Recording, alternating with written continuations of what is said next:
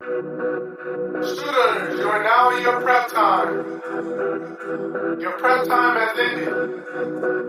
With the magazine of 15 rounds making the issue one weapon. Is the line ready? The line is ready. Shooters firing 5 rounds in a time limit of 60 seconds. Stand by. Contact. Good morning, good afternoon, good evening, ladies and gentlemen. This is Pit Talk, pulling pits and opinions with your host, Gunny G, where service members help service members, period. Follow, like, subscribe everywhere you get your podcast and on all social media platforms. Let me know how I'm doing. Any criticism is good criticism. Let's get into it. Today, we got a special guest by the name of Johnny Vargas, aka Viva la Vargas. TikTok influencer, social media influencer. All hail Johnny V. Introduce yourself. Let them know where you're at, what you're doing, what you do, family, all that good gouge. Yeah, so my name's Johnny Vargas. I'm 33 years young. I'll be 34 pretty soon here in a minute. I got 4 kids. Got 4 of them things. Currently stationed at Fort Cavazos, which is formerly known as Fort Hood, which mainly people would recognize it as Fort Hood. But here in Central Texas, so we're kind of just in the middle. I'm from Los Angeles, California. Probably never move back there. It's a little too expensive. But yeah, I'm just kind of living life. Been almost in the Army almost 12 years. So kind of we're getting there. That's awesome. Hey, where have you been at the last couple years? Duty stations. Yeah, so I started off in Fort Benning, Georgia, which is now called Fort Moore. I did that for 3 years, and then I went up to Alaska, Fort Wainwright, for about 3 years. I got super cold. The coldest it ever was when I was outside was negative 64 degrees. Hell So yeah. a little cold. But then after that, I went to Fort Riley, Kansas, for about 4 years, which was not my favorite, and now I'm here. Look, let me tell you, Alaska. I've always wanted to go to Alaska. Yeah, it's Is it good or beautiful. bad or what? What's up? Yeah, I would say it's gorgeous. I mean, it's cold, but it's a different type of community up there.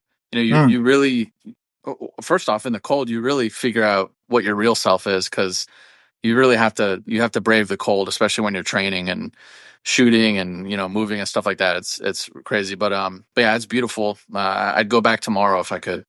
yeah, that's what's up, dude. Hey, I'm a little jealous. I want to go there. Always wanted to go there. Hopefully, I get to one time at least in this career. But we'll see what happens. Hey, man. Like I said, I appreciate you coming on. Um, I like to have everybody from all backgrounds, right? Army, Navy, Air Force, even the Coast Guard, come on in and let us know how they're living. Before we chop it up and start get into the meat and potatoes, let them know how Viva la Vargas started. So I started doing TikTok about a year ago, probably a little under a year ago, and it was mainly like corny, but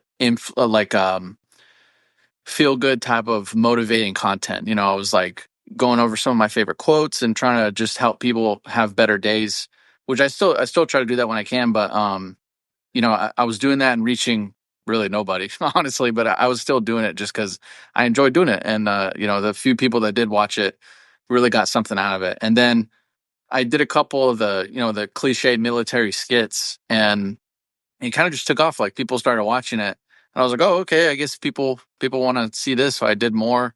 And then I started networking with people and then I built kind of like a content strategy. And then I started making it just more valuable, like working on lighting and writing content and just trying to make it a whole experience and trying to build a brand rather than just just get on the phone and just say whatever. I'm trying to build something that's going to last.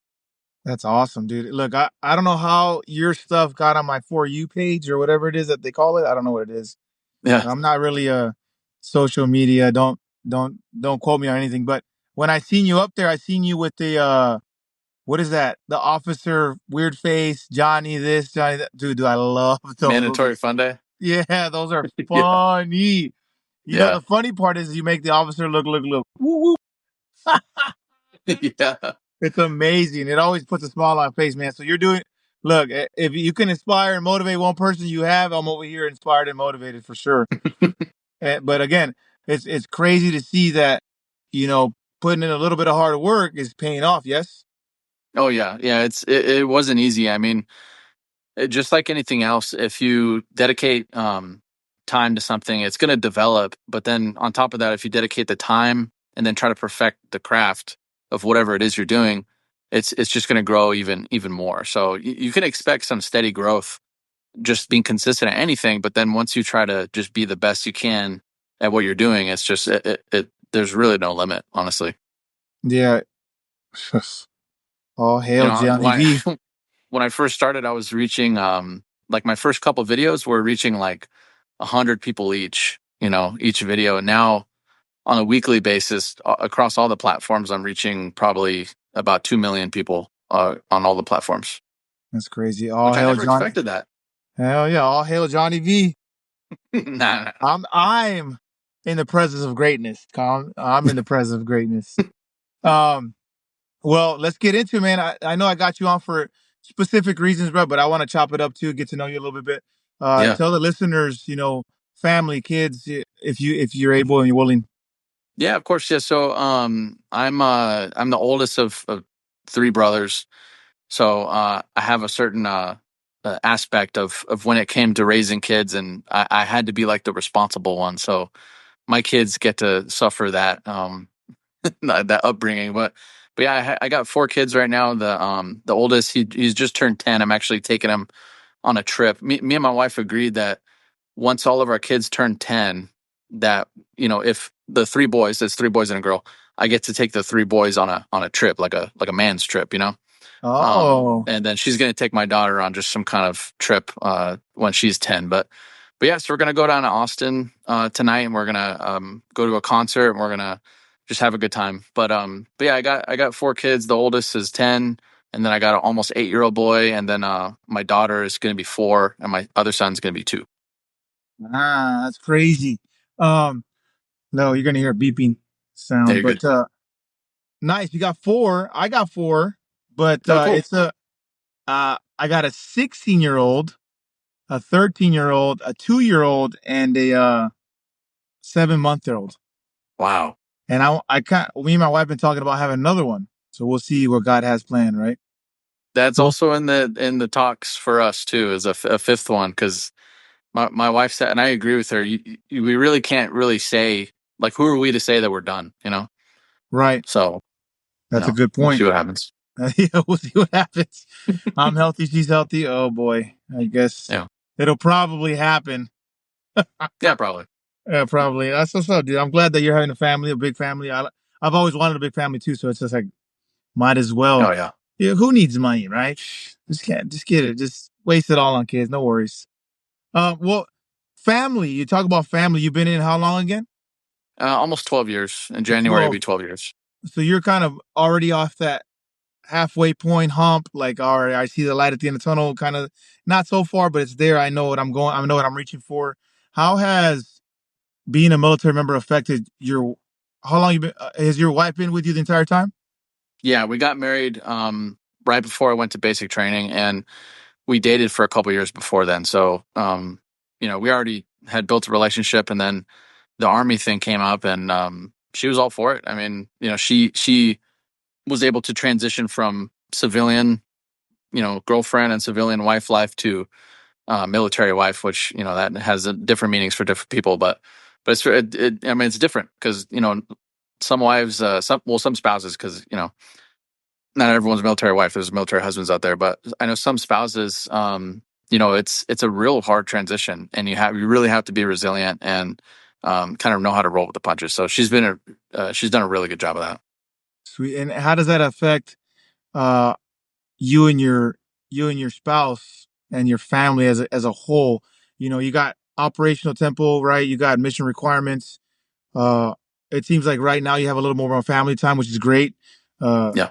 how does that play a role in what's in the dynamic of your family? It kind of it was a challenge for a bit because whether it be a deployment or going to the field or going to a school for 30 days, 60 days, or whatever it was. Some people would say it gets easier to say goodbye, but I feel like it gets harder the more years I go and seeing my kids grow and stuff like that. So it really kind of changed. it kind of made all of us appreciate each other a little more, because sometimes our time is limited. I'll have 2 months here, and then I'm TDY for a month, and then I come home, and then you go to the field, and then you come home, and then you go to Korea or something. Um, but yeah, it really and I've seen it affect my kids more recently in a negative way, honestly, just because I could tell my kids are kind of done with saying goodbye to me, and saying goodbye to their friends, and moving, and weird work schedules, and at this point it's I'm trying to figure out what's best for my family rather than my career. That's good, man. You definitely have a quite a ruck to ruck or bag to ruck with, right? So, um, Yeah, it is a dilemma, right? I've been in 14 years, a little bit longer than you, yeah, not too much, right? Maybe a duty station, but it doesn't get easier as they get older too. Because my daughter's the oldest as a teenager. Last duty station we moved from Hawaii to Washington, and it was rough. Like I got the 100-yard stare from my 16 year my well at the time was 12, 13, 14, whatever it was, and it was her life was done, right? yeah. It was no more like I'm gonna die once we leave this place and it was rough, right? And I gave her the opportunity, right? Because the detailer or the monitor or whatever it is that does your orders, Mhm. they said, "Hey, where do you want to go?" And I let them pick. I said, "Where do you want to go? Where does it seem? Where does it seem? What seems good to you?" And I let them pick, and now we're here because they picked it. Man, I That's really like it. cool. It's pretty, yeah, so they got that part of Washington, right? And then she actually blossomed into a nice young lady, and she's getting good grades. High school is easy for her, and it just kind of worked out. So everything's planned out, divine ordered. It's great. So Yeah. I see where you're going, and it is a dilemma for sure. How do you take that dilemma and now still raise good children, still have a good relationship with your wife? How does that impact your relationship and your kids? It's tough because, and I'm sure it's been the same, at least for most of your duty stations with you, is typically you don't have immediate family right there in your Oh, area. They're either several cities away or several states away or in a different country. I don't know if you've been stationed overseas, but it's really, really tough. And I think one of the things, so I'm sure the Marine Corps has something similar, but the Army has a lot of kind of like pillars of health. And it's like physical health, your emotional health, but then there's also a spiritual health, as they push that. And that doesn't necessarily mean go to church, find a religion, find this and that, but just kind of figure out who you are and yourself. And I think for us, and I'm just speaking for us, like we have been fortunate enough to have some really, really good churches wherever we were stationed at, and I think that really helped. At least for my wife, at the very least for her, just having some good sisters, and trying to, like a good support channel, because we don't have our families around us. and I agree, man. I've been to Iwakuni and then obviously Hawaii overseas, right? Right. So we're never really close, but being really close creates a dynamic as well, right? I mean, you got to set some clear boundaries for your extended family now, right? Because at least in my opinion, mom, dad, brother, sister, they're extended family now. They're not my immediate family. My immediate family is my wife and kids that I've created, right? Or that I, Yeah. separated from my mom and dad and then did my own thing. That's my immediate family now. You got to have some clear boundaries. Um, are those boundaries set for you and your family out in your household with your extended family, both sides? Yeah, I think so. I mean, my wife and I both know, we make the decisions for our families, and we both have parents, and some of our grandparents, and there's some people that used to have influence in our lives and used to help us make decisions in our lives. But um, you're kind of, as a military family, you're kind of on your own in a lot of different aspects. So um, we try to, and I haven't really spoken to my you know more like not so close family to tell them, like, hey, we're different now, or not. I'm struggling to find the words, but like they know, like, for instance, when I come home now, is you come to me. I'm going to be in this city. Like I'm going to be in, we usually stay in Burbank when we go back to California. And we're like, hey, we're going to be in Burbank. And if you want to see us, come see us. If you don't, no hard feelings, we try not to cater to everyone because it just gets exhausting. And we barely have enough energy to kind of look after our own selves. That's good, man. That's pretty smart. I actually never tried that. I always had to stay in one of the right in the middle. They all in the same city, so I guess it works out. But that's a good idea, man. You come to me, I'm not coming to you. There's not enough time in the day to please everybody. That's good. That's a clear No. boundary, man. That's awesome. Um, let's talk about your kids. You say they're done. They're kind of like that. You see that they're done. How does that affect the way you parent? How does that affect the way you have a relationship with them? Does it create some kind of division in between? I know it's friction, not division, but friction in between you and your kids. I know they're I not just try to help them. enough or mature enough yet, but maybe. Yeah, at least for the older ones, I try to help them understand that, the military isn't forever and this is just a season of their lives and our life as a family. But also, I don't really share this like on social media or anything like that, but I'm not, well, I share this part. Like I'm not doing 20 years. I can't. Um, wh- One of the reasons is physically, I'm having my second back surgery Oh, pretty soon. I've already had a bunch of discs just go out the window, and then I'm having two neck surgeries pretty soon too.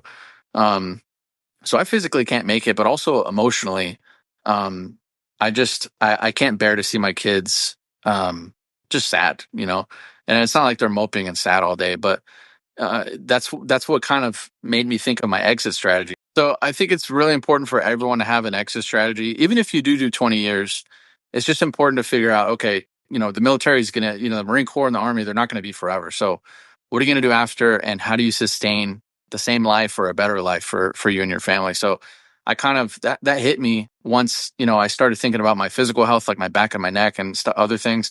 And then once my kids started just declining, like emotionally and kind of mental health wise, I was like, okay, well, if this isn't going to work out, then what do I need to do? So that's when I just started thinking of exit strategies, and I kind of preached to all my soldiers, like, look, you're 19, you're 20, you're 22, whatever. What are you gonna do after? Like, let's figure it out. yeah. So I talk a lot of the guys that I have and men and women that get come on. They talk about transition stuff. And a lot of them say you need to start transitioning when you know you're not staying in, right? Yeah, So their transition started when they PCS to the next duty station because they knew where they were going. They knew that that was their last one. They knew that that was it. And that was my EAS for my retirement date, whatever the case may be. And they said, I yeah, started transitioning there. Right. And not that I disregarded my job or who I am as a leader and as a person. I'm doing that 100%. But I had to, they had to figure out how to meet in the middle in terms of transition and still provide as a service member in terms of your MOS and the billet that you hold. So yeah, that's good, man. You got to prepare to get out because you got to prepare yourself to transition right when you get there. And it sounds like you're already doing that. You're getting ready to get out. You knew that the army wasn't a 20-year thing for you. Do you think that the physical aspect of what you're going through now kind of amplified that? yeah. I think it really did. Second. Do you no? Do you go ahead? Do you think your physical fitness and what you're dealing with now physically did that amplify your decision in terms of getting out? Yeah, I think it did. There were things where I was like, it hurt to pick up my own kids, and my daughter would be like, "Daddy, can I, pick me up or whatever?" And there's sometimes where I physically couldn't just because of pain. I was like, I can't do this, especially one day I want to have grandkids down the road and be able to play with them and take them out and pick them up and just mess around with them. And I just kind of, that was definitely a big part of it, of like, emotionally is one thing. It's tough, it's stressful to be, especially a senior non-commissioned officer in both the Marine Corps and the Army. Like, it's a tough job, especially depending on your different MOSs and different positions. But then just physically, it beat me up, and it was a huge deciding factor. That's crazy, man. I hope everything works out for you. And it, I got to ask, that affects some type mentality, right? That affects mentality. how have you, what you're going through, how has that helped you in terms of resilience, bouncing back, moving forward, growth, the growth mindset, right? You're fixed right now in terms of physicality. You can't do much, but has that hindered you, put you back a little bit, took a couple steps back, or are you still trying to move forward? I think initially it did it took me back a little bit. And it really, it forced me to look at the big picture. And I just keep going back to like, look, no job is forever. You move on at some point. So my big picture is, even if I'm not making all the money in the world, as long as I have time with my family, and we're comfortable, I mean, that's all that matters to me now, is just enjoying my kids while they're kids. Because I think of myself, even when I was a young adult, I moved on from my parents, and there were some years where it was tough, where they were always working or we were moving or something, and I just want to be able to dedicate a lot of time to each and every single one of my kids. That's good, man. Whoa, boy. You're talking to the soul now. You're not talking to like the outside forces. You're talking to the inside of my heart, in my mind. No, you're starting to preach to me, Johnny V. You're trying to preach to Yeah. me. Um, so it does set you back a little bit. And did that affect you when you went to work? Did that affect you when you went home? Were you distracted? Were you not focused? Yeah, honestly, it made me almost like despise work and despise certain leaders that made me feel a certain way, or it just put like an ugly taste in my mouth for a little bit. And then I had to kind of rein myself back in, because I still led service members, I still led soldiers, so I had to be a leader to them, but at the same time, not let them know in my head I really hate this job, or I really hate this place, this duty station, or whatever it was that day. So it was definitely it was an exercise for sure, of figuring out how to navigate through that. And it like I said, it made me it just made me hate work. But I That's love the wild. people, and I think that's what helped me is um I I'd laid down my life for all of those soldiers that I've had, and I think that was kind of a driving force of just to keep going forward. That's good, man. You serve a higher purpose. Just not even, not just there at work or where you're at. It's just kind of in your heart. You got to figure out who is it that you are, and what kind of example you set, not only for yourself, but the ones around you, and the ones that Yeah, you have an obligation to, such as your wife and such as your kids, right? It yeah, definitely puts into perspective, either in a good way and a bad way, right? Because some people negatively, they take that and it's a burden to carry. yeah, It's too much of a burden to carry. And some others, they like rucking with that baggage on. You know what I mean? That's who they are. That's what they do. That's how they work. That's how they function.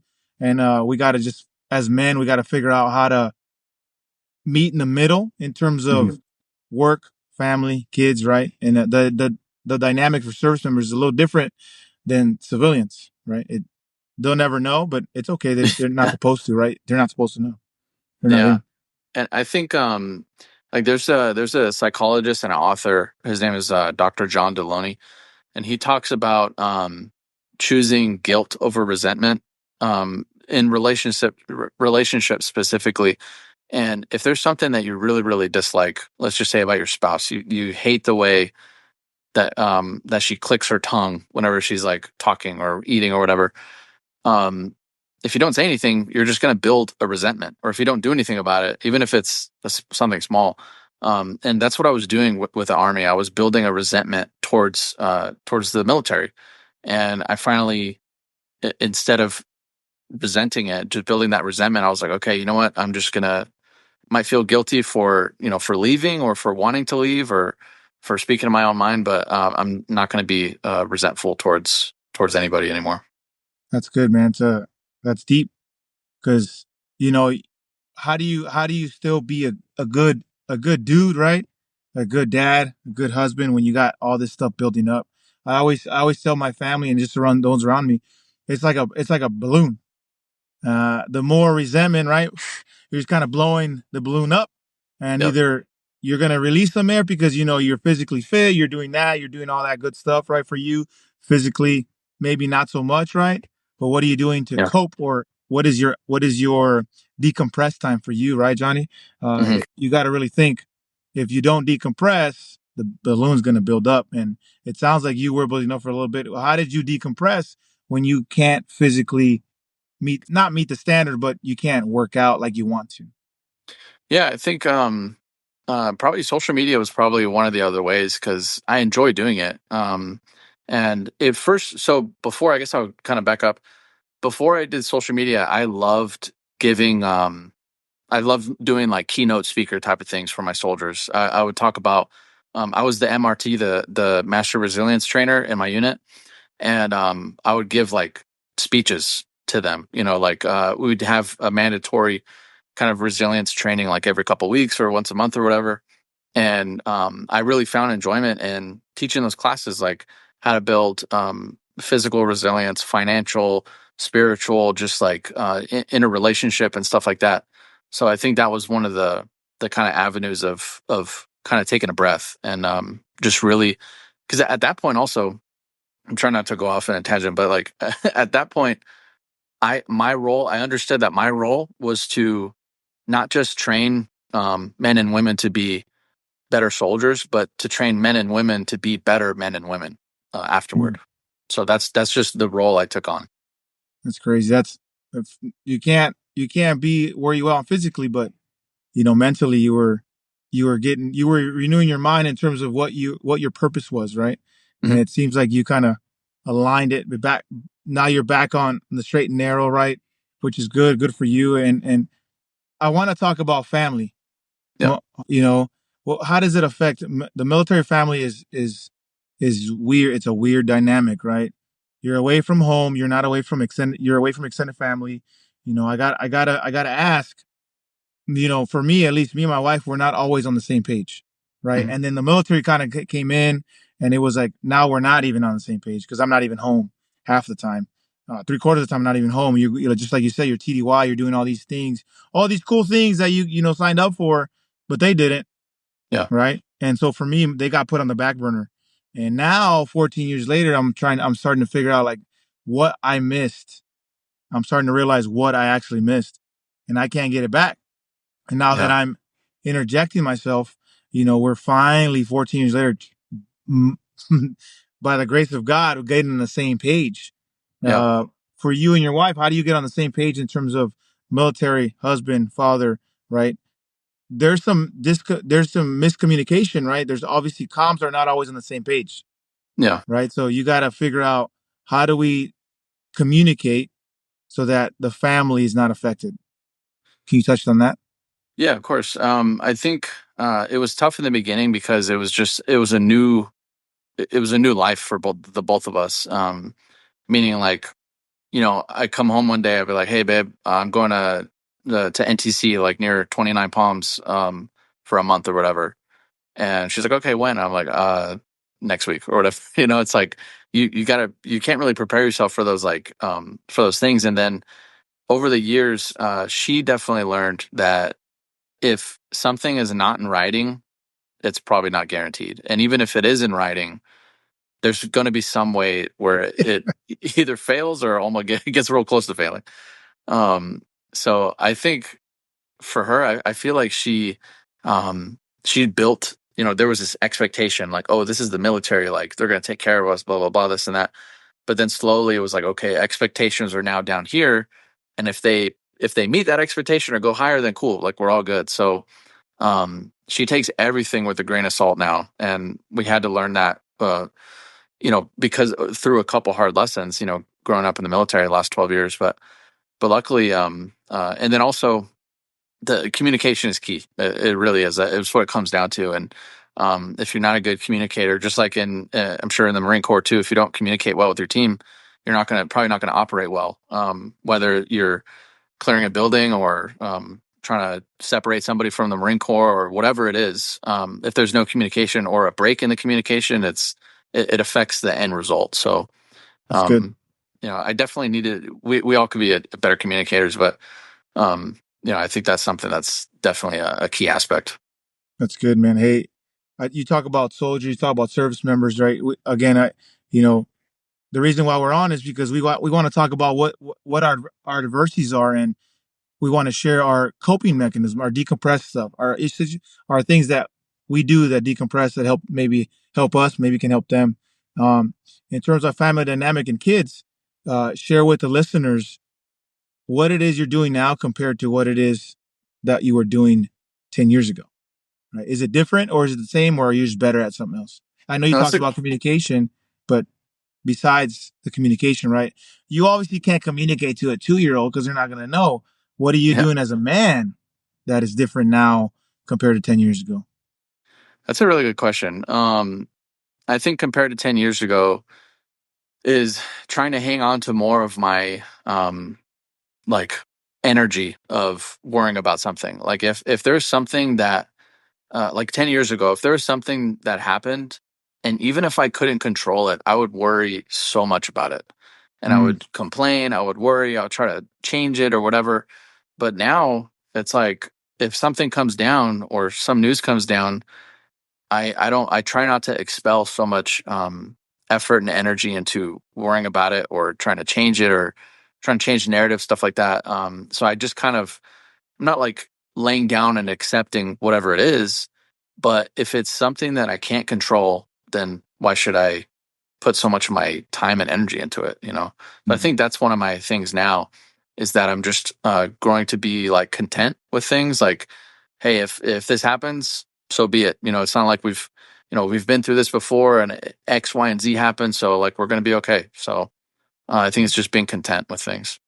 that's good, man. So if you're listening now, whoever it is just kind of like you can't control what you can control, what you can control, Mm. right? And the only thing you control is yourself and those you're right, the ones that you're responsible for, like your wife. You can't control your wife, and that's not what I'm saying. What I'm saying Yeah, is, those are within your sphere of influence, right? yeah, Everybody outside of that is just there's just kind of bystanders, and if you're willing to inspire, motivate, and teach, then great. But if you're not, then you need to worry about what you need to worry about, because if you're not good at home, you're not good at where you're at, right? that's So true. Yeah. that's something to think about. And I know you talk about church, talk about spirituality. How did that? Was it always this good, or did it take dips and dives? Right, because the military does take dips and dives at you, right? So how did that come about? If it didn't, and if it did, how did it get better? You know, it is definitely like a roller coaster. There's different times of our lives where, we both grew up like in the church and, we got married in the church and stuff like that. And there were times where we were very connected with the church and the members and our buddies that we hung out with. And there's times where, we were kind of more to ourselves. So obviously, I feel like those times where we were more to ourselves were just less connected to somebody in our community. It was tougher. It was harder to deal with that stuff. But it really does help when you have somebody to talk to and maybe somebody that has gone through certain things that you haven't been through or that you're going through now. And that's why like some of the things we've experienced like within our family, I feel like it sucked. It was really really hard stuff to go through, but now we're equipped to help somebody else go through that. Yeah, that's good, man. That's actually a good gouge right there. And they talk about, I've heard a lot of people say, I don't want the kids to go through what I went through. Why not? Yeah, I can see what people are saying, on that aspect, but also, if we don't allow them to go through certain things, it's they're going to output a product that might be subpar. That if, it's like I can't think of that analogy, but like if you don't try to toughen something, it's going to be brittle. It's going to break really easily. And not saying I want my kids to go through the hardest hardships you could think of, but I always tell my soldiers, I tell them like do hard stuff. If you go through your career, your life, and nothing is ever hard for you, then you didn't challenge yourself enough. So be that person that's willing to fail, that person that just goes out there and is not afraid to hear no or just get shut down. But if you don't do hard stuff, then you're not going to know your limitations. That's good, man. Johnny, yeah, I know. I appreciate your time. Your time is precious. I know you're going on vacation. Bring me back something French. I appreciate if you would. Um, But to finish off on a high note, we got all this mental health, we got family, we got military. It's a lot going on, right? And if you got two more questions, time for two more questions. Um, Yeah. but if you had, this is the first one. If you had, one thing to say to all service members that are listening right now, give them one tool for the toolbox. What would it be?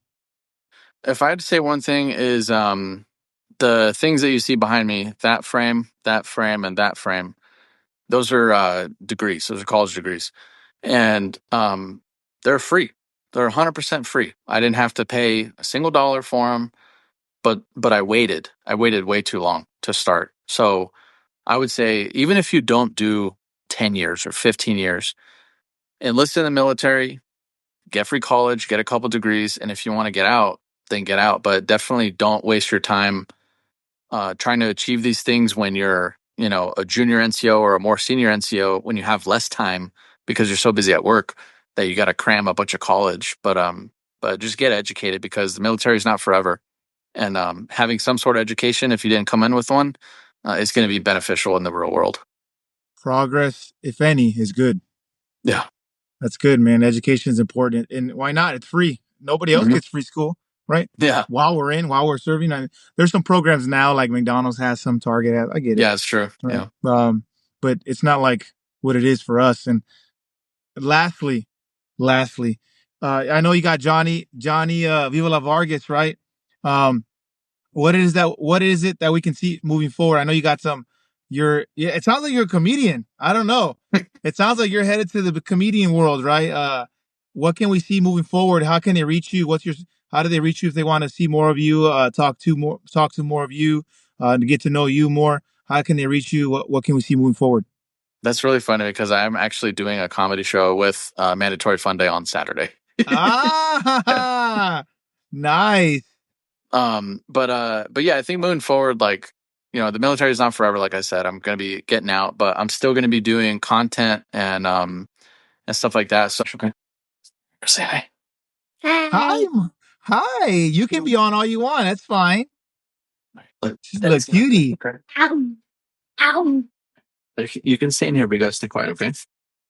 You gonna stay quiet? All right, yeah. So, I am doing some comedy stuff, and it's I love telling jokes. I'm just a goofball. Like I it's really hard for me to be serious about things. And I tell people at work all the time, I'm like, look, the only thing I run around here is my mouth. All right, that's all I'm gonna run. But yeah, I'm trying to expand like some long form YouTube stuff. So it's all the same handle, Viva la Vargas. Yeah, don't touch that, okay?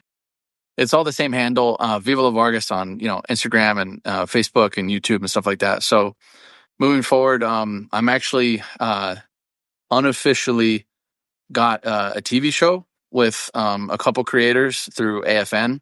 So that'll probably roll out later this year, but some stuff we're still kind of working out. But that's coming up, and probably moving to a new position soon within this installation to just create content for the military.